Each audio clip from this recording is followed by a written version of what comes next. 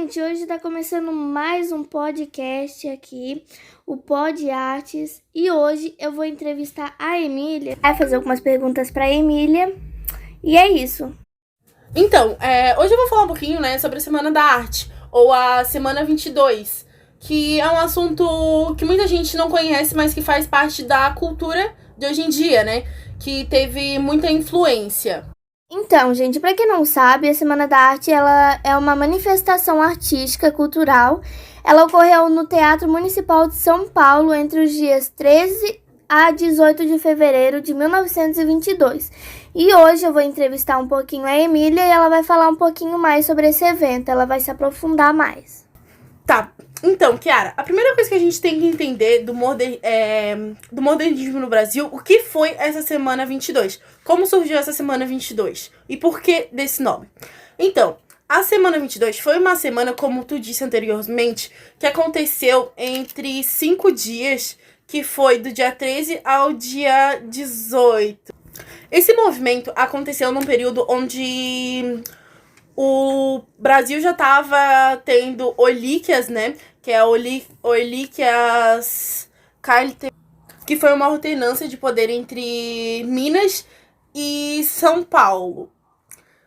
Também teve, os movimentos econômicos. Entre tudo isso, já teve essa Semana 22, que aconteceu, em 1922, por isso que no final é Semana 22, por causa do ano dele, no caso. Interessante, Emília. E qual foi a principal objetivo assim, que eles tiveram para acontecer realmente a Semana 22? Então, foi corromper, acabar com o que tinha antes, Porque a cultura brasileira tinha muita influência da Europa, Então, os brasileiros, a cultura brasileira estava tendo um desgaste.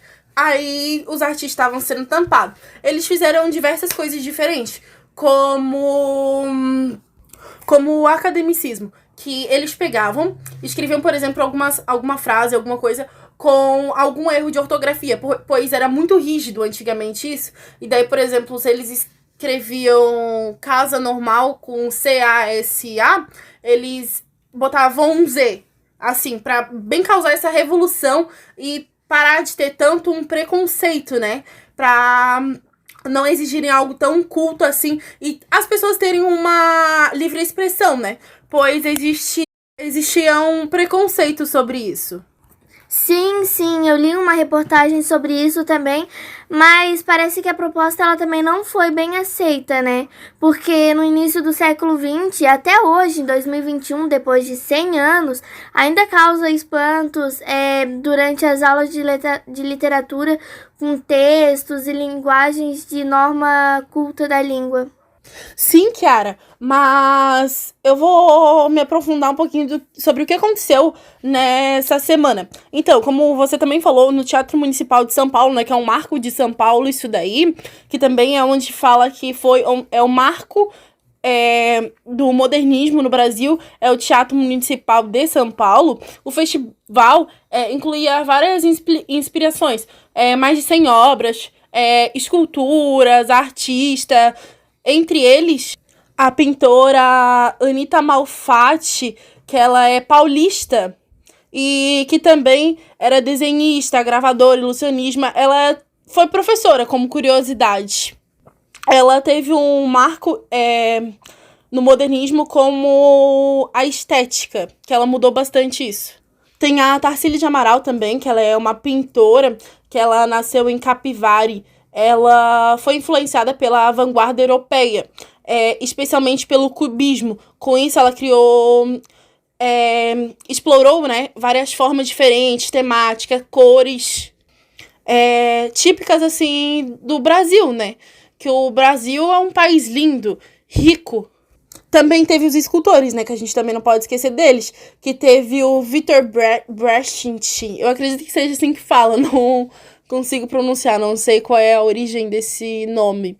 Ele também foi um percursor desse movimento, na arte. A sua obra dele normalmente é marcada por diferentes técnicas de escultura, mármore, que no Brasil tem bastante, né? A terracota e de temas relevantes culturais nacionais. Sim, sim, bem interessante. Mas deixa eu perguntar. E sobre, assim, não deu muita repercussão, muita polêmica sobre essa semana e sobre os eventos que tiveram? Então, Kiara, na década de 20 também surgiu vários outros movimentos, como o Movimento Pau Brasil, Verde e Amarelo, o grupo da ANTA, em vários outros grupos, né? Mas sim, teve várias repercussão. Foi criado vários jornais falando sobre isso e repercutindo mais sobre essa nossa cultura.